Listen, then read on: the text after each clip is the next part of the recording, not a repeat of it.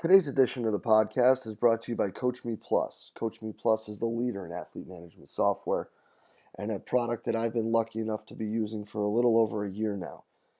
Only rivaled by the impeccable customer service that Kevin and his staff provides, Coach Me Plus's ability to constantly be amoeba-like in their ability to mold and matriculate what you're trying to get across and bring together is absolutely fantastic. Their constant pursuit of better ways and better methods and innovations and progress to their own product is absolutely fantastic. Go over to coachmeplus.com. Check out what they got, guys. It's something that I guarantee you won't be disappointed with. Hello and welcome to the podcast. Today, guys, we have a sensational discussion with ALTIS Dan Pfaff talking about what's important in training and what transfers to performance. We're going to start out talking about what they look at ALTIS down there in Arizona when it comes to developing training programs with their athletes. We're going to talk about KPIs, the what's and the how's as to what they are and how they set them up and they're organized.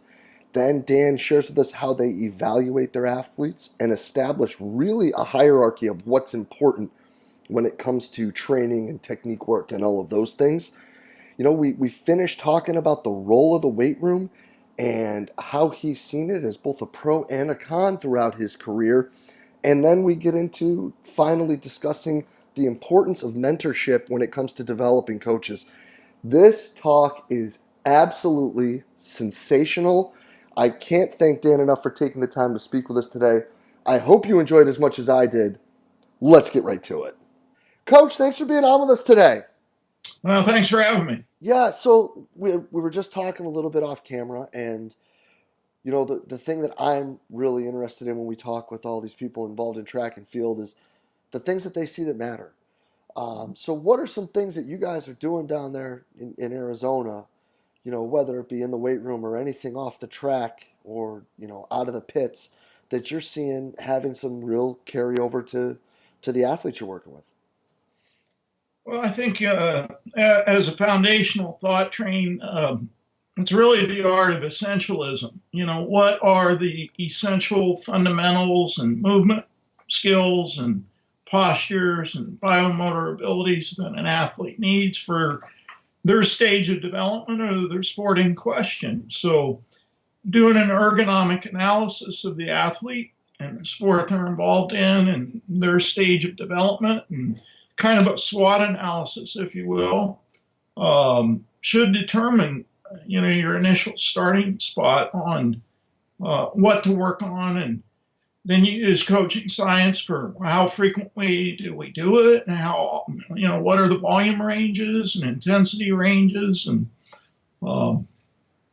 you know, that's kind of the process that underpins what we do. So, quick speak, it's identifying KPIs and then ranking those KPIs in a hierarchy and realize you can't attack 100 KPIs in a training cycle or so you have to have a hierarchy of these things. And that hierarchy determines a density pattern for when you do those things. And that's based off some training theory or experimentation. You know, it'd be great to say, well, this guy's got a speed deficit, so we're going to sprint every day. Well, we've tried that, and guys have ended up with major injuries, and we're like, well, I guess you can't sprint every day. So sometimes the school of hard knocks is our metric indicator we're overboard on something. No doubt about it. Now, it's awesome that you brought up KPIs because Keenan Robinson was just here presenting at the seminar, and he brought up that idea too. And obviously, you know, dealing with athletes in the water is a completely different animal. But how are you guys looking at that? How are you identifying those key performance indicators for the athletes and the sports that they're involved in? Well, I think there's you know, I look at it as a file systems, and there's lots of files for athletic excellence. So one file might be lifestyle. So you have lifestyle KPIs, you know, sleep hygiene, diet, nutrition, hydration, stress management, coping skills, mental resilience skills, and all of that.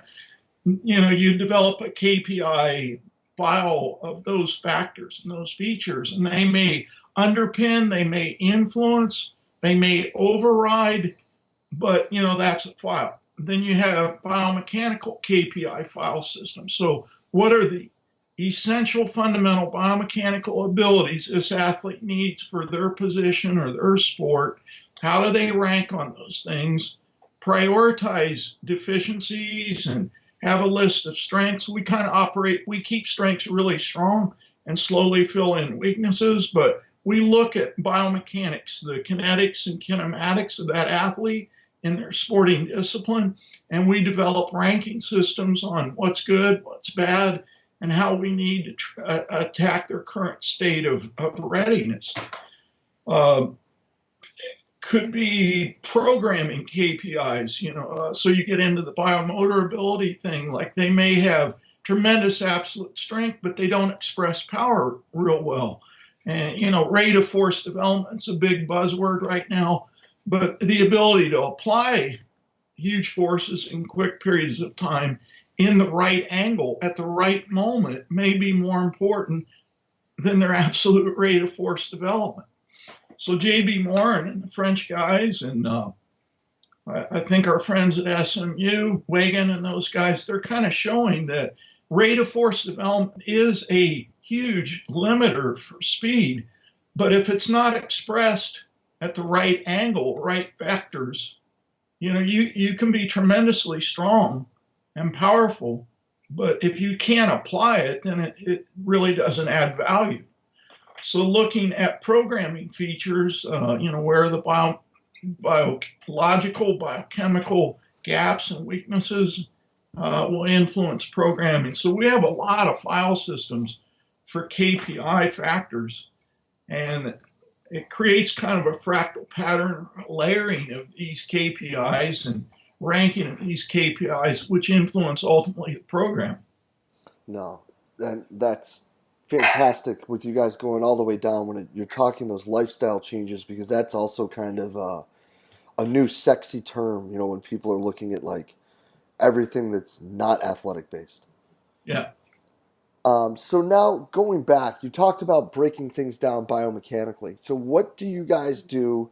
How do you guys evaluate your athletes? And then looking at that, when you look at the nuances of each individual athlete, like I'm sure if we sat down and broke down how Bolt ran, we could find things that we would think probably wouldn't work well, but things are working pretty well. So, like, how do you guys break it down? And then how do you determine whether that is a pro or a con to end up moving that athlete in a positive direction? That's a good question. I think any topic we're going to talk about in sport development, it's kind of like the political stance in America right now. You got people on polls and they fight like hell for their stance. So we look at phenomena more on a spectral basis, and where you're at in the spectrum could be due to time of year or your health, previous learning experiences, negative transfer, coach bias, athlete bias, team culture, what have you. A lot of those things will influence your modeling. Overdevelopment of muscle systems will result in a certain slide in the bandwidth to the technical model. But there are essentials and common denominators, landmark positions that excellent people hit. Now, the pathways may have a little more bandwidth. So if you're teaching a power clean, there's certain postures you need to have it address when the bar's on the floor. As it moves to the knee position, there's other postures that successful people hit and novice and unsuccessful people don't hit. So there's some landmark positions that we teach towards, and there's some landmark pathways that people move their limbs and their body through. So you don't see anybody in 100 meters running with their arms up here by their face or with their arms totally straight, locked out. There's angulation and movement of the humerus and the shoulder joint, and there's some common denominators. Now, the bandwidth, do they block right here on their shoulder or a little lower with the elbow a little more open? That's bandwidth. That's what we're talking about, bandwidth. How high is their knee lift? Is it up thigh parallel to the ground is at 45 degrees to the ground. Some of that can be due to overdevelopment of certain muscle systems or a faulty joint position. So last month or so, big articles out on Usain Bolt being asymmetrical. Well, he has scoliosis of the spine, and that creates a leg length difference. So the kinetics and kinematics of one leg versus the other leg are quite a bit different. But he's found movement solutions to kind of rebalance that system. But to say that you can just run any way you want, I think is a bit of a misnomer. If you analyze movement, whether it's striking a tennis ball or a swimming stroke or running stroke, the best people have some commonalities to their landmark positions and their movement paths. So we identify the big rocks. We teach towards the big rocks. We detect and note variances from the mean, if you will, on those qualities and those metrics. And our litmus test is, if we change them closer to the model, do we get more efficient? If they have a chronic injury history or an acute injury history that's symptomatic to certain times of the year, is this movement aberration or distance from the norm a source of that problem? So if there is a chronic injury or acute situation, or we think there's inefficiencies, then we're going to coax people to move closer to the mean on the movement kinetics and kinematics in question. No, that's awesome. And I think that understanding the whole idea of the big rocks versus the little rocks is really important there. Yeah, and I think most S&C coaches do this in the weight room. Like if they're teaching an Olympic lift or a pressing lift or a squatting lift or maybe even plyometric type jumps and all that, they have these key landmark positions that they judge the movement against. So they're already doing it. And those key positions, as you coach a little bit longer, you start seeing movement patterns into those key positions, and then you start coaching movement pathways. So a lot of strength and conditioning coaches already doing it, but they're only doing it in one sphere of their day or their world. They're not taking those principles and skill sets and applying it out in the field when kids are running and changing direction and things of that nature. So it presupposes that you understand fundamental mechanics, laws of physics, but you also know the sport movement, and you have a model that you're teaching towards. And then some coaches have the model, but they don't hold athletes accountable. They'll just say, well, they're good already, so I'm just going to leave them alone. Well, if that kid has a chronic injury history or he falls apart in the later part of the game, that's an efficiency problem. And so just leaving that kid alone is not really helping the overall development of that athlete, in my opinion. No, I couldn't agree more. And I think that breaking down those fundamental techniques and understanding, like you were saying, the big rocks of like change of direction and your accelerations and things of that nature, not just as a strength and conditioning aspect, but I think that that's a big missing link when we talked about return to play protocols with kids that are hurt.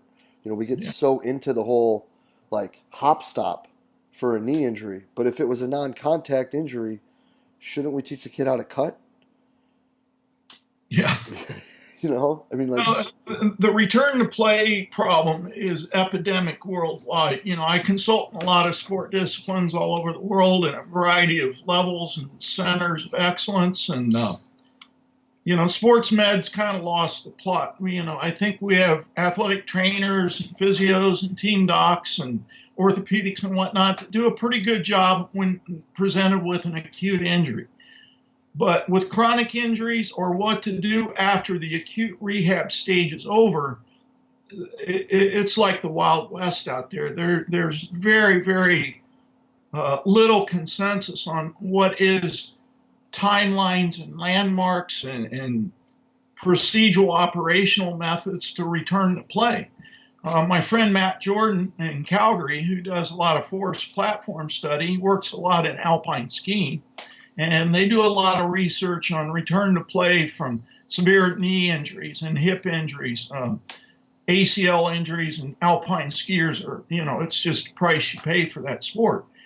And what he's finding is movement signatures change up to 2 years after an operation. And sometimes you'll get false movement signatures that appear that this athlete's out of danger on certain types of movements or jump tests, but it's really an overcompensation, and the system will break down if you rush the timeline. So, when we see guys back 5 months after an ACL repair or a patella tendon injury or whatnot, I'm like, they may be back, but they're not out of jail. Because the research is showing it can be up to 2 years of very intelligent return to play training before an athlete returns to consistent data production in a balanced format. Wow. That's kind of frightening.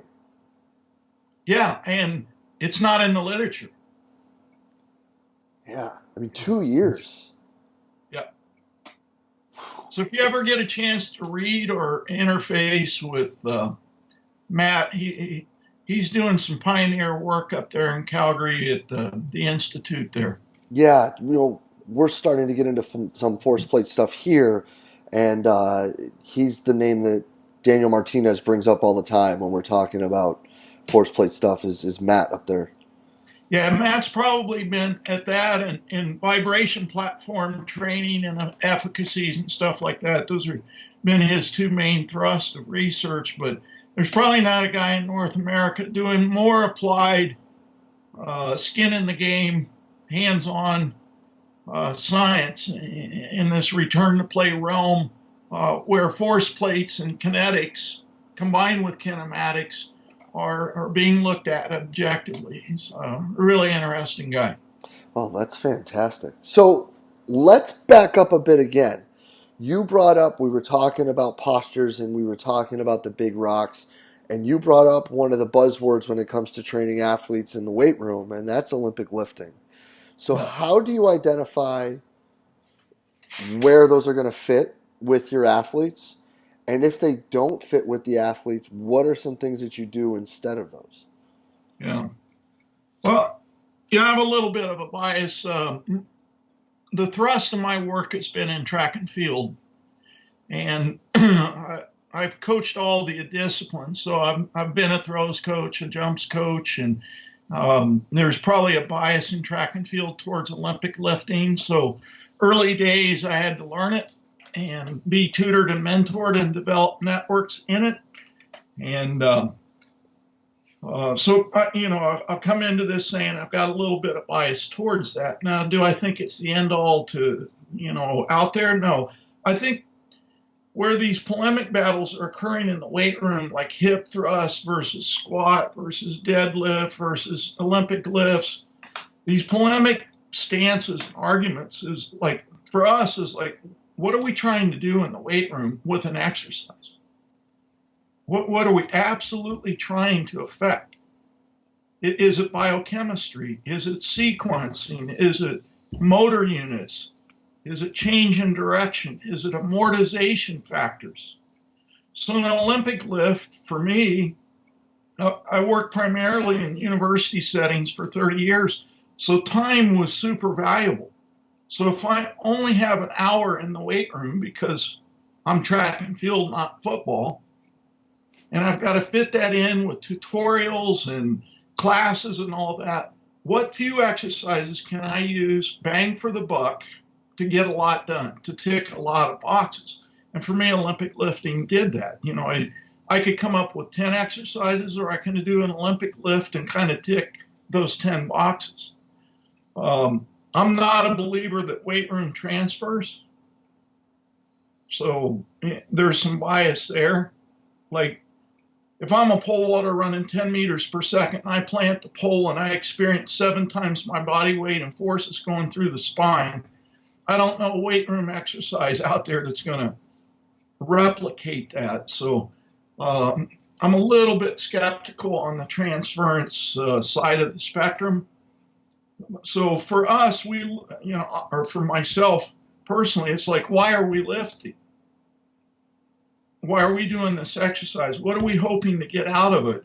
And then I'm going to test, like, if I got a long jumper and I think split snatch is going to help them with amortization on the takeoff, well, if my data after 3 months shows that's not changing, then my hypothesis that that split snatch is going to affect that really isn't bringing rain, is it?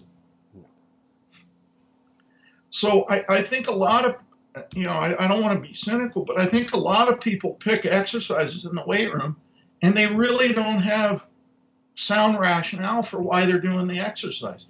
They may have some cliche that they throw out, but sports specifically, they don't really have a sound rationale on what physiological or cognitive perceptual skills that they're hoping to attack. And then what are they doing with follow-up analysis on whether that's really having an effect in real world, real time movement activities? So those are some of the hurdles that we jump over and battle with, in our programming decisions. Yeah, so let's keep going with that a little bit, because you're not the first guy that I've talked with that says that a lot of the stuff in the weight room doesn't really have a lot of transfer. Yeah. And if we're going to talk about being down in Arizona, I mean, Buddy Morris will say that everything we do in the weight room is general anyway.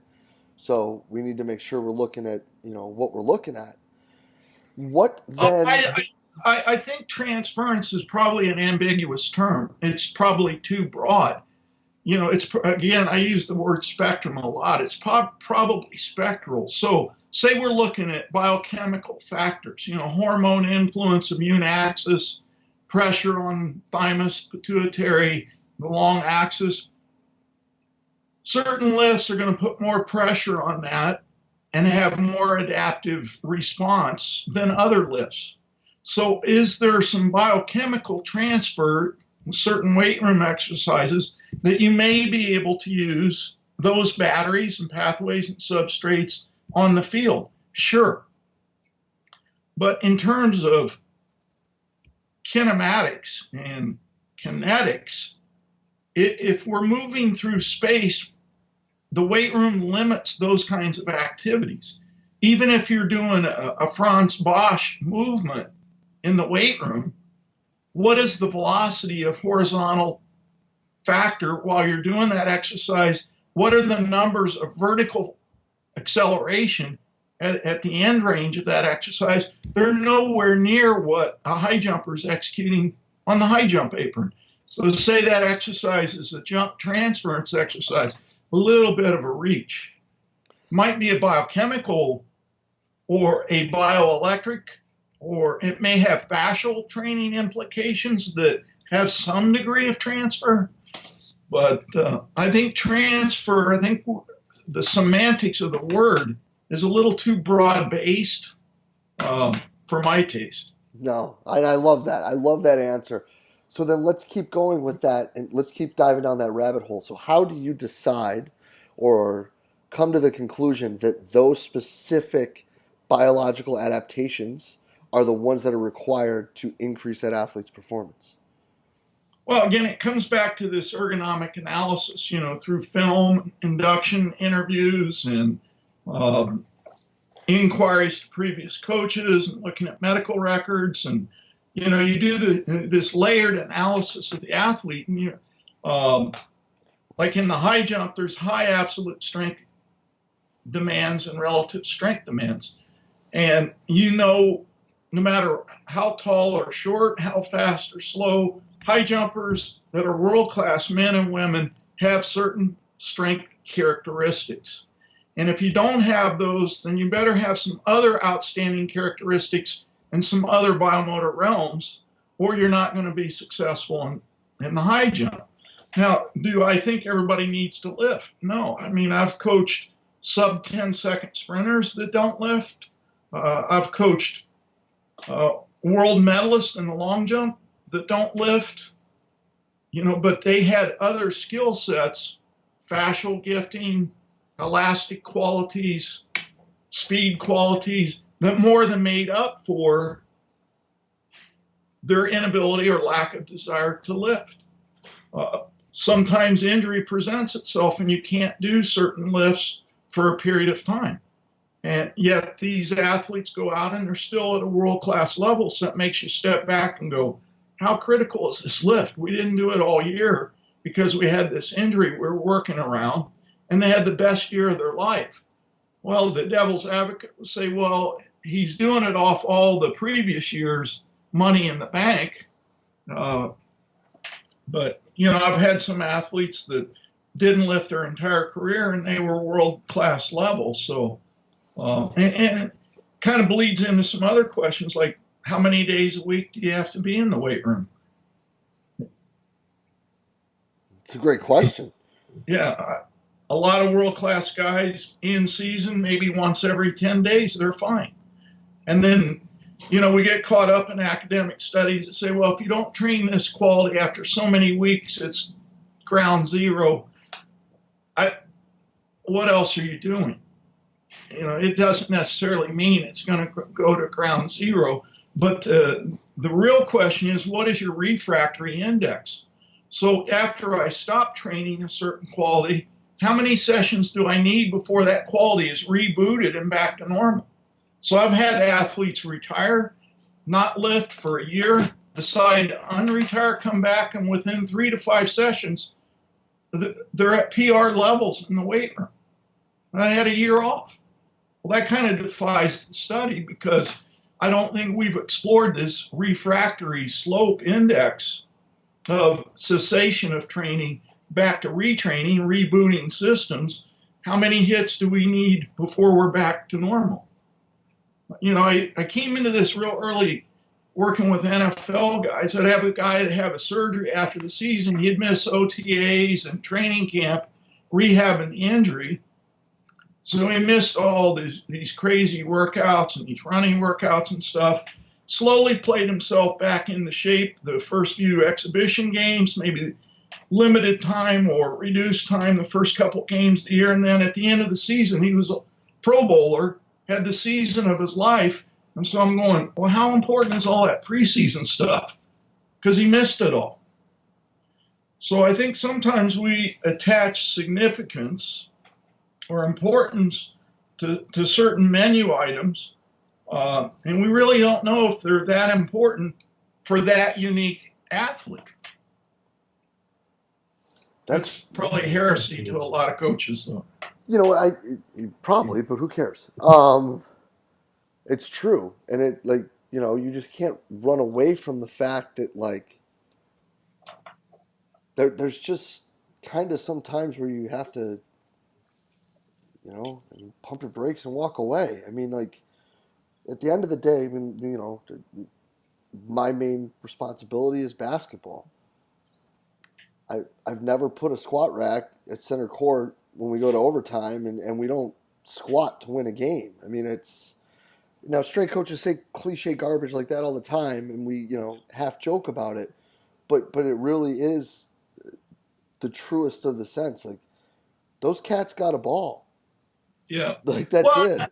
I mean, you could have a real tall guy who's got no weight training or strength training background. He comes in, he's kind of uncoordinated, and, he just can't move. Well, squatting for that guy might be hugely beneficial. It'll improve his first step. It'll improve his jump, so on and so forth. So it may be a higher KPI for that guy to say you got this greyhound gazelle in there that can jump through the roof and go all day. Squatting that guy may take away his best gifts. 100%. And that's the same conversation that I have with my kids all the time. It's like, I think that a question that I don't think we as coaches ask our athletes enough is, what do you think? And how is this with you? And go ahead. Or watch them unbiased. Put them through different programs and just say, I'm going to observe without bias to see what's really happening here. Oh, yeah. Oh, yeah. And it's not just in coaching, it's in medicine too. Where are we at on antibiotics? Any kid that goes into a GP right now, if there's any hint of infection, they're on antibiotics. Well, what if it's viral? What if it's fungal? But the first line of defense is antibiotics. Here's antibiotics. Use it for 10 days, even if you start feeling better. Well, now the research is saying, hey, you don't have to for 10 days. Oh yeah, I can't tell you how many times I've seen a kid with whatever it may be just turn the corner and all of a sudden, oh, you got your Z-Pack, and it's like, yep, here we go. Yeah. Oh, no, that's a fantastic point. So I guess then, Coach, the question that I would have is, what would your advice be then to someone trying to look into this more? What are ways that people trying to figure out these better decisions? Like, what are some simple starting points that you would give to a younger, newer coach in order to start that ball rolling to get that process moving in that direction? Well, I believe strongly in mentorship, so I think young coaches should have a network and mentors. And a good starting spot for me on any novel idea or research is, what are the common denominators that everybody's looking at or playing around with? Mm. And then I'm not biased into that discipline. So if I'm looking at certain metrics and how people are handling them statistically, I'm not going to look just at biomechanists. I'm going to look at economists, measurement people, management, engineers, systems engineering. I'm looking at how all these unique disciplines are applying statistical pressure to certain metrics. And then when I start to see a commonality of approach on those various entities, that's my starting spot. So I think most strength coaches know, like, hey, we need to be able to change directions. We need to be able to explode. We need to be able to move fast. So, well, there's your starting spot. What are you doing to affect those big rocks? And go to your network, go to your mentors and say, athlete X, here's what I see. Here's what I think would help him. What do you do with this type of athlete? And say we go back to our big guy, terrible first step, can't jump standing still, can't jump on a run. Well, we know there's a strength, power, expression issue. So you call 10 of your most respected buddies and you say, okay, have you ever had a 7-foot guy that's a slug? Yep, had one of those. What did you do? What worked? What failed? So you start developing this flow chart. And then that gives you a starting spot. Yeah, no, that's awesome. This is predicated that you can see motion and measure motion, and that you're teaching to a good technical model. Yeah. Yeah. I mean, obviously, like, if you're telling them to do everything incorrectly, that's going to be the biggest limiting factor of all of it. Yeah. Yeah. Or sometimes you're fighting a really huge factor, so this guy's had a history of stress fractures of his foot. Well, he's going to be real hesitant to try things. Mm-hmm. So you've got to figure out with your medical staff where else in the body's contributing to all these forces ending up in the foot, creating this stress reaction chronic pattern that this guy's reporting, and go to work there, because athletes are smart. They know that isolated injuries don't occur all on their own. There's other factors. Like, athletes just have that sense, like, I'm going into the training room, we're doing X, Y, and Z, and nothing's getting better. They're smarter than we are. Yeah. Yes, 100%. But listen, Coach, that is a absolutely killer spot to bring this to a close. I think that bringing it full circle there with coming from the KPIs and bringing it all the way back to the mentorship and the people that you learned with, and understanding that really, it's something we talk about here a lot, the collaboration between the people that you are having your circle to help better what you're doing for your athletes. That's what's most important. Absolutely fantastic stuff. I can't thank you enough for being on with us today. Yeah, well, thanks for having me. I appreciate what you guys are doing. Well, thank you so much, Coach, and we'll be in touch real soon. All right, anytime. Yes, sir. All right. And a huge thanks to ALTIS Dan Pfaff for spending the time with us today. I mean, guys, just some things to make you open your eyes and think about when it comes to what we're doing. The whole idea of big rocks and little rocks and looking at what transfers and things of that nature. I cannot thank Dan enough for just being so open and honest and candid with everything. This talk was sensational. It got me thinking. I hope it did the same for you. And guys, if you did enjoy the talk, please, as always, share it through the social media outlet of your choice. Facebook, Twitter, Instagram, again, whatever it is. Just a reminder, we're just trying to get the best information possible out there to all the great coaches that are helping us here at Central Virginia Sport Performance. So if you enjoyed it, hit the like button. Feel free to share it. We would greatly appreciate it. And as always, guys, thank you for everything that you do for us here at Central Virginia Sport Performance. We will be back next week with another awesome guest. We will see you then.